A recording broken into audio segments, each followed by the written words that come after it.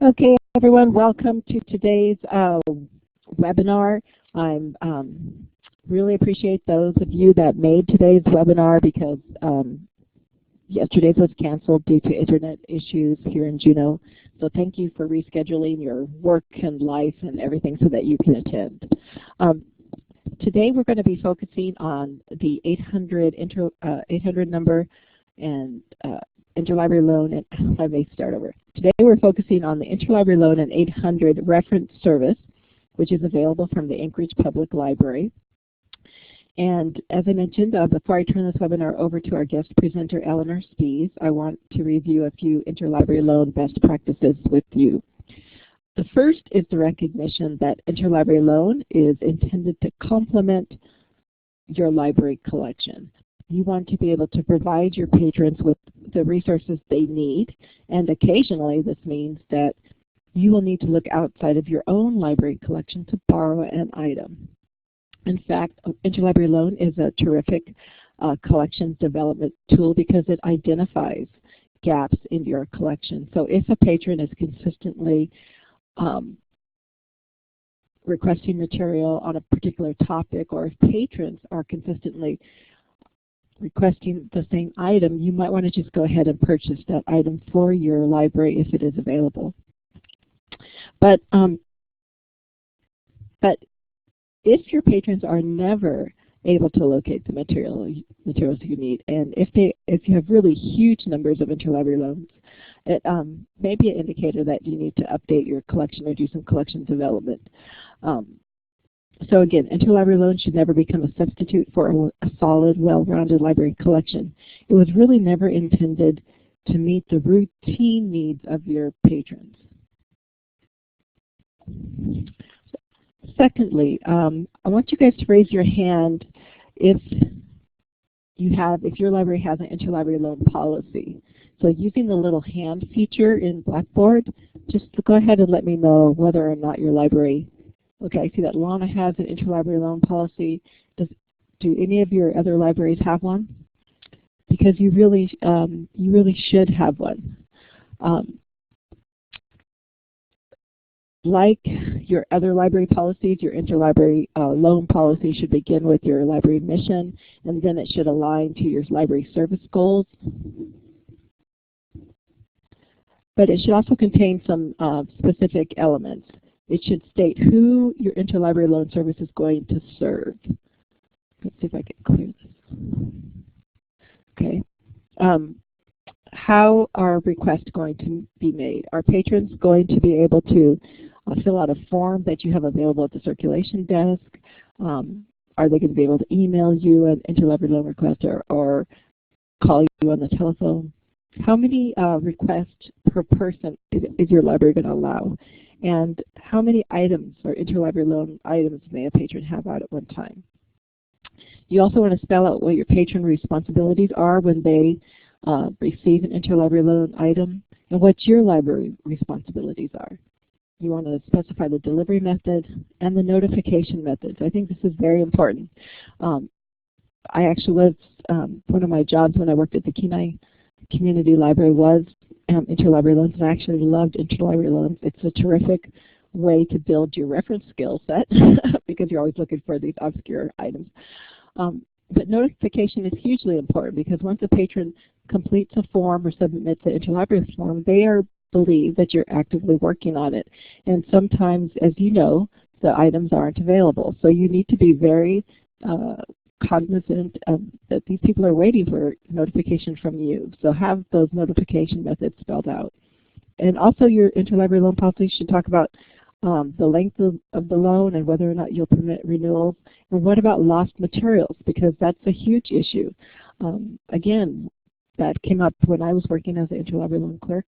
There were libraries that I was not always happy to loan materials to because a patron had lost an item, and they were very difficult, if not downright impossible to contact, not responsive to emails about paying for that item. And so we're working together at library to library. We should always be striving to be a professional and making sure that we don't let our other librarians down. Okay, finally, let's turn the page and talk about, RUSA, Interlibrary Loan Code for the United States. When you're developing your policy, you may want to review the Interlibrary Code for the United States. This code was first developed in 1917 and adopted by the American Library Association in 1919. And it, again, of course, has been subsequently updated a couple of times. But this code was designed to provide a code of behavior for requesting and supplying materials within the United States. And the code is intended to provide guidelines for the exchanges between libraries, and is intended to be adopted voluntarily by U.S. libraries. So I would really encourage you, if your library doesn't have an interlibrary policy in place right now, and several of you already indicated that because you didn't raise your hand when I asked if your library had one or not, go to the RUSA Interlibrary Loan Code for the United States to kind of look at what's included. It's not very long, but it's very succinct, contains all of the elements that your code would probably want to address. Interlibrary loan transactions are just like circulation transactions and are confidential library records. Interlibrary loan personnel are encouraged to be aware of the local and state confidentiality rules and laws as they relate to interlibrary loan transactions. And in the state of Alaska, we do have a statute that relates to confidentiality of library patrons, and it is very specific, and it says the names, addresses, and other personal identifying information of people who have used materials made available to the public by a library shall be kept confidential, and that includes your interlibrary loan materials. So if you don't have to include a patron's name on a shelf slip with items waiting to be picked up, just have their barcode or some other identifier on there. Just be very cognizant of the fact that you want to keep people's what they check out confidential, because it's not just best practices, it is the law in the state of Alaska. And Eleanor, you probably can talk about that in depth later on in the webinar if you choose to do so. And then finally, again, interlibrary loans. It's one of those services that all public libraries in Alaska are required to provide. There are several things that our public libraries are services. There are several services that our public libraries are required to provide, and the first is to, of course, establish and maintain a collection of books and other materials for loaning to our general patrons and community. And then the second is to provide access to interlibrary loan services. The third is to provide reading or other educational programs for children. And the fourth is to provide reference information. And this is exactly why this 800 number interlibrary loan and reference backup service was established, because we recognize that there are libraries that don't, in parts of Alaska, that aren't able to provide interlibrary loan services by themselves. And so Anchorage Public Library has this wonderful service, and Eleanor is providing it. You can contact Eleanor, and she will help. Well, she won't help, she will do it. She will obtain the materials that your library needs, whether it's an interlibrary loan or if it's reference assistance. So at this point, I'm going to go ahead and transfer it to Eleanor. But first, I want to ask, are there any questions? Okay, Eleanor, you can take it away. Good afternoon, everyone. As you've heard, my name is Eleanor Spees, and I'm the person working with the 800 number service. This service, its mission is, as you heard, to help small libraries be able to provide ILL service like they're supposed to, as well as providing backup reference assistance. It's funded by several major grants and it's housed here in Anchorage. And the main stuff behind it is I'm here for 30 hours a week, Monday through Friday, 11 a.m. to 5:30 p.m. And on Saturdays, the phone line directs to a reference librarian between noon and 6 p.m. You don't have to worry if you can't contact the number or fax or email during those hours. It's primarily a voicemail message service if you choose to call in rather than email. Costs are quite low. There's return postage, shipping supplies, and obviously your time. If you save your shipping supplies, you usually can keep those costs very low. Everyone in ILL recycles packaging materials. You don't have to worry about it, as long as it's clear, which library it's currently going to. Otherwise, it might bounce back to you if you don't mark those out. There's no process to signing up. All you have to do is contact me. All Alaskan libraries are eligible to use the reference service if they need it. The ILL service is primarily for libraries that don't have access to OCLC WorldShare, which if you have access to it, you would know it. And if you don't have access to it, then you call me.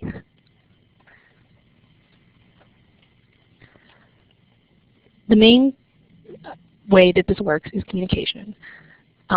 You can phone, fax, or email, and I'll get back to you as soon as possible. And obviously, you have to initiate most of the communication. You send me your requests, and then when you receive books, you contact me again to tell me that you've received it, and you contact me again when you mail it back. And also if you need a renewal, if you need more time with the materials. The only time I'm going to contact you is if I have questions about your request or the request is cannot be filled. I'll notify you if we're not able to find the material. And obviously if I have a reference question that I've found an answer to, I'll reply with the answer. But otherwise you won't hear from me unless you contact me. Your request should include the patron name, the requested title, the author or editor of the request, and additional comments regarding format. If you don't tell me that you don't want a large type book, I will probably send you a large type book if that's what we have available. But I'm not going to send you a VHS tape if you don't specify DVD. You can just say that it's a movie, unless you want VHS tapes, which that you would have to specify. As I said, you need to contact me every time you receive an ILL and every time you return one. This is because not every request is filled from APL, and depending on the lending library that has sent you the material, they need to know what time it arrived, or what day rather it arrived at your library, and when you've sent it back, so that they can judge whether or not you're going to need more time, whether or not to grant a renewal request. Say someone sends you a book and it takes 3 weeks to get to you and they've given it to you for 4 weeks, obviously you're going to need a renewal request. So if they know when it has arrived at your library, they'll be much more likely to grant that renewal request. And if they know you've mailed it back, then they're less likely to send you overdue notices or something like that.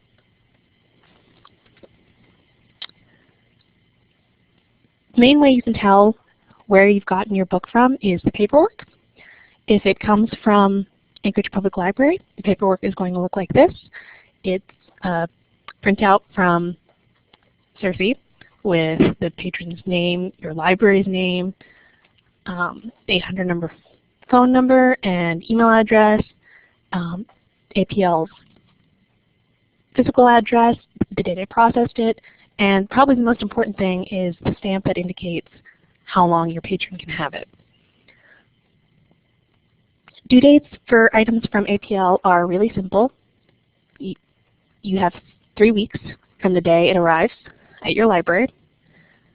And then you can send it back. You don't have to worry about how long it took to get to you or how long it takes to get back to me. APL is not going to charge you late fees. Most libraries don't charge late fees with ILL, but some do. And that'll also let you know whether your patron has it for 3 weeks or 1 week Or sometimes there'll be a stamp on there that says no renewals, which means if you get an item that has a stamp that says 1 week's use and no renewals, then that means your patron has it for 1 week and that's it, and they have to send it back. If your item comes from another library, the paperwork can look all sorts of different ways, and I never actually see that paperwork. I only know what you tell me about it. So the important thing to notice is the ILL number, which is on some paperwork will be clearly marked as an ILL number, and on some paperwork it won't be. This type of paperwork has a number under a big barcode. It's usually a 9-digit number, at least it is for now. And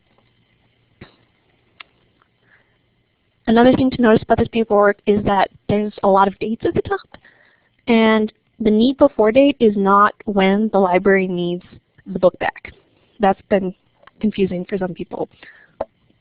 The need before date is a date that WorldShare automatically generates unless you tell me otherwise, which is supposed to indicate at what point the request just kind of times out. Like if someone wants an item before September, if I can't fill it before September, then the request just kind of lapses into a closed, unfilled status. So that number doesn't really matter unless your patron has a deadline. The due date, which is directly under the ILL barcode, is what matters. And that is not the day your patron needs to return the book. That is the day that the library wants the book back in their hands. And depending on where the library is, you're going to want to give yourself more or less of a window. If the library is from the lower 48, then you're going to want to give yourself at least 2 weeks to mail it back. And so if the library hasn't accounted for how long it takes to ship at library rate from the lower 48 up to your community, you're probably going to have to call in a renewal request, which is when, knowing when the book arrived at your library is going to be very helpful.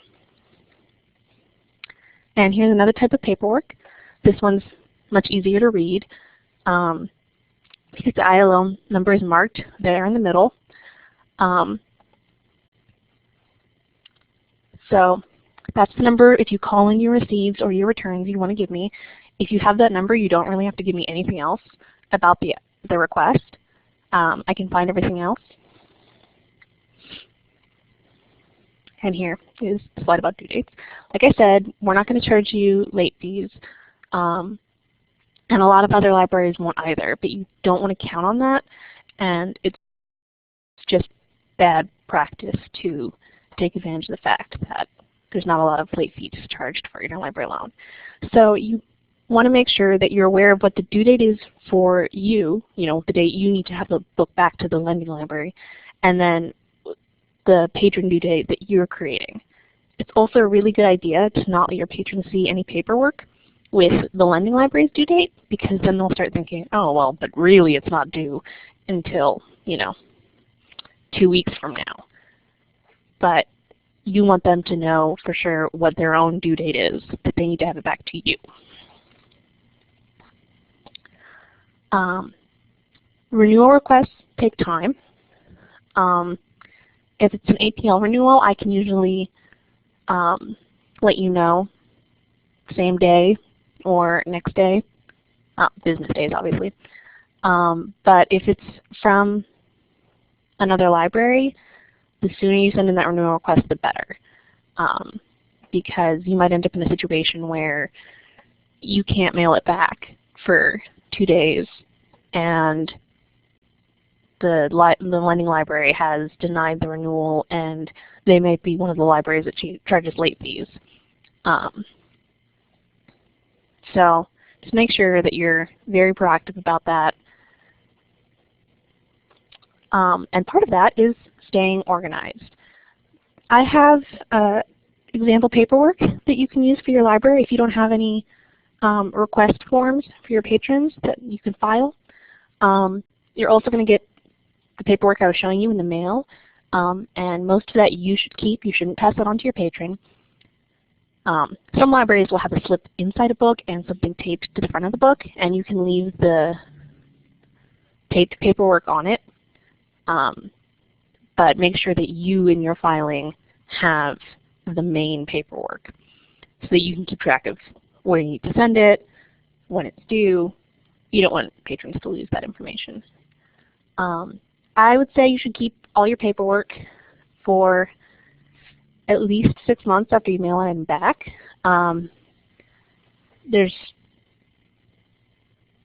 Unless you have a high volume of interlibrary loans, that shouldn't take up much room.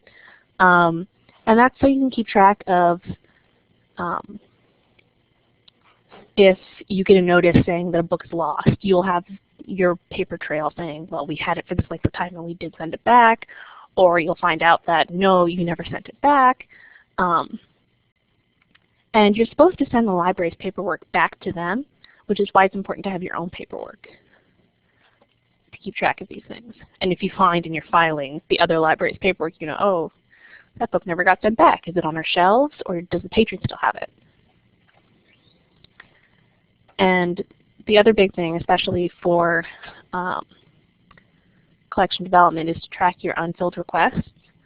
A lot of times, one of the hardest things for me to get are DVDs that someone in Alaska doesn't happen to have.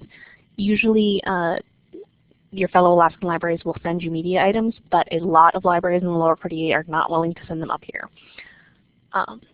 So if you find out that all your patrons want a certain TV show that APL doesn't have, you might just want to try and purchase it yourself or find some other solution to it, because it's just not getting filled for anybody. And the only thing you really have to take away from this is that if you need to do interlibrary loan, contact me. Even if it turns out that you're not necessarily right for the 800 number ILL service, the reference service is available to anyone, and I'm actually also one of the lenders for APL for regular lending, so I can still get you set up. Are there any questions?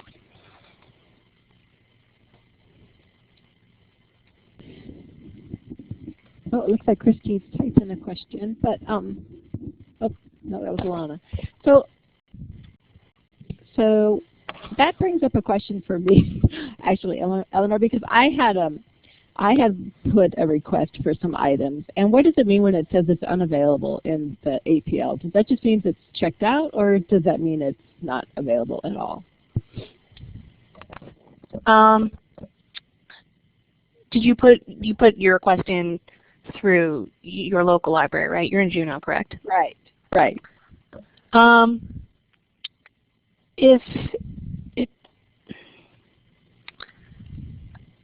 Where did you see unavailable? Was it in Iliad, or was that from? Right, in just Cersei. I was just using the catalog. Oh, right, because you're in Juneau, so it would just be a hold. Right. Right. It's either a new item or a non-circulating item, would be my guess. Oh, non-circulating. Okay, rats. Okay. Okay. All right, that's because I'm pretty sure that both Juneau and Anchorage right now are limiting new items to local holds for 6 months, which is the same for interlibrary loan. We can't lend them out until after 6 months have passed. Okay. All right. Well, thank you. So for Alana and Christy, Lynn, and Sharon, how many of you are currently using the 800 Interlibrary Loaner Reference Service? Go ahead and type it in the chat box. Raise your hand. Christy.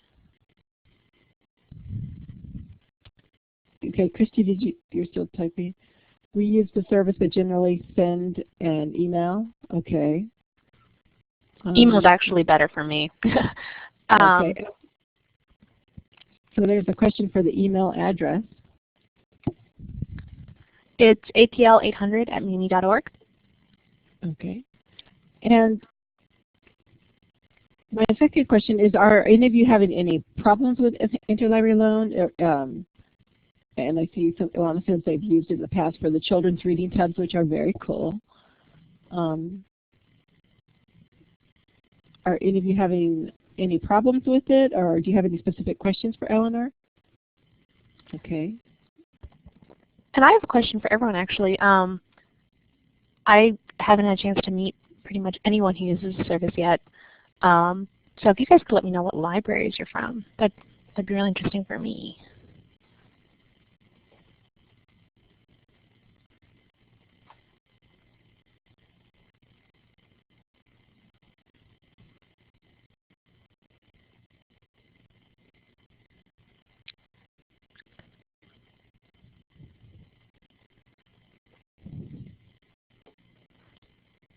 Okay, yeah, I've definitely processed requests for Copper Valley and Eagle so far. I've only been here a couple months, so I haven't done anything for Chiniac yet. And I don't think I've seen anything for Kaufman either. Okay. And we had mentioned this last time at the our last webinar. Some of the people said they never used Interlibrary Loan, and they never had people request items through Interlibrary Loan. And what often happens is that your patrons really don't know about the service. So again, you're going to be communicating directly with Eleanor, but when you're helping somebody with a reference question and there's no sources in your library, you can't find anything in your library, that's when you want to say to the patron, you know, there's this Interlibrary Loan service, let's see if we can find something through there. And I think that a lot of people just don't recognize there's kind of a link in a chain of how that works. So, Eleanor, is there anything you want to else say about that? Well, if anyone has never used the service before, I can send them a user guide, which has more information and is just, you know, handy reference material for librarians. I also have posters if you want to advertise ILL to your patrons.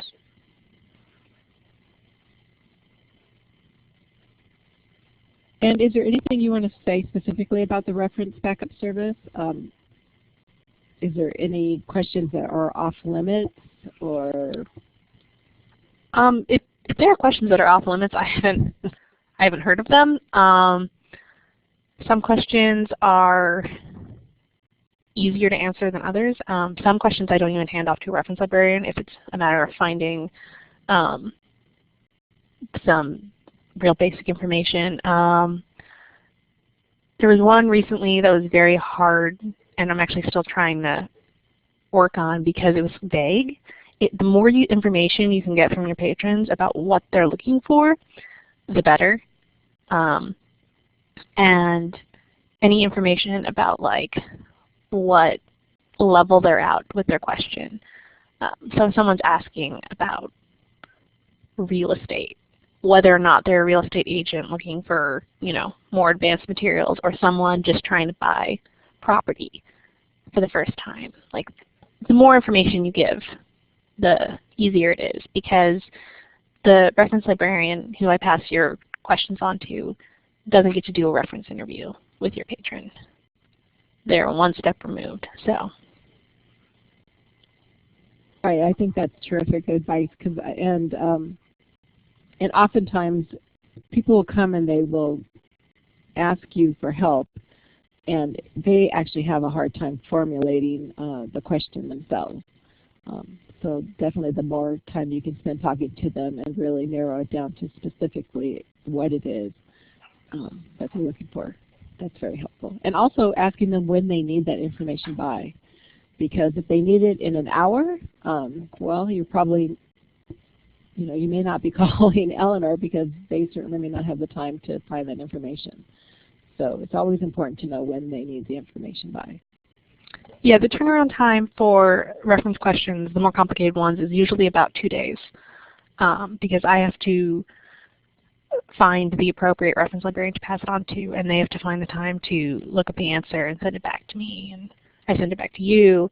A lot of times the reference questions that have the most success are ones that are leading towards an ILL request, which is why I really enjoy having the two services combined into one, because once you can figure out some titles for a patron, often they can get the information themselves from what you send them. Or at the very least, narrow down their questions. Okay, so again, Sharon, Lynn, Lana, Christy, or Lana, are there any questions that you have for Eleanor before we conclude today's webinar?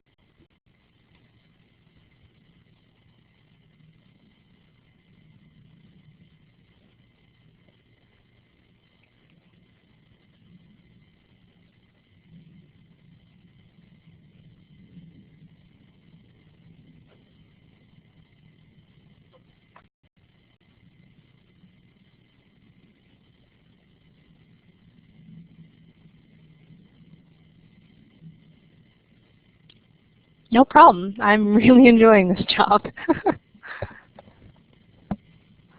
Okay, hi Cindy. I'm sorry to say you joined us just as we were concluding today's webinar. We will have our third and final webinar will be on Thursday, June 26th. I believe that's June 26th. Let me look at my calendar just to confirm that. Yes, it's the 26th. Yeah, June 26th at 3 p.m. And I will go ahead and send you a guest link to that webinar. We're really keeping these ones just to a half an hour because I know how busy Eleanor is, and we're really appreciative of her time. So Cindy, hopefully you can join us on Thursday.